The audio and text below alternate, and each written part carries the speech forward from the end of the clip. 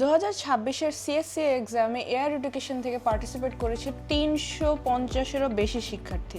আর result কি জানেন? 100% pass, এবং প্রায় 50-এরও বেশি শিক্ষার্থী 100-তে 100। কিন্তু কিভাবে সম্ভব? আর এই রেজাল্ট এমনি এমনি আসেনি। বাংলাদেশের সর্বপ্রথম সিএসসি এক্সাম প্রিপারেটরি কোর্স কে শুরু করেছে? Air Education. এখনো পর্যন্ত সবচেয়ে বেশি সাকসেস রেট কার? Air Education. চলো নাম্বারটা এবার একটু ভেঙে বলি। 350 জনেরও বেশি পরীক্ষায় অ্যাটেম্প্ট নিয়েছে এবং 100% পাস।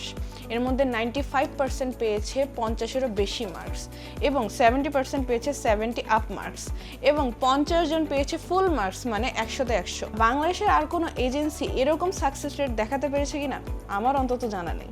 তাহলে এই স্কোর দিয়ে আমাদের স্টুডেন্টসরা কোথায় যাচ্ছে? এই বছরে জেংজি ইউনিভার্সিটিতেই চান্স পেয়েছে প্রায় 100-এরও বেশি শিক্ষার্থী। এছাড়াও হারবিন ইনস্টিটিউট অফ টেকনোলজি, নোয়া, সুজু medical, Ningxia medical, Nantong medical সহ টপ র্যাঙ্কিং সব ইউনিভার্সিটিতে এয়ার এডুকেশনের স্টুডেন্টসরা রয়েছে, এবং প্রতি বছর এই লিস্টে নতুন নতুন ইউনিভার্সিটি কিন্তু যোগ হচ্ছে। কিন্তু এই রেজাল্ট কিভাবে সম্ভব হলো?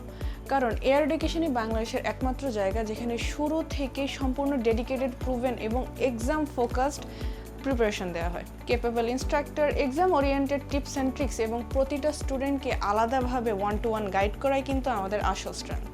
আর আবারও একই সিস্টেম কিন্তু বেটার রেজাল্ট ওরিয়েন্টেড প্রিপারেশন নিয়ে এয়ার এডুকেশন চলে এসেছে ফ্রি সিএসসি প্রিপারেটরি কোর্স 2027 সালের জন্য।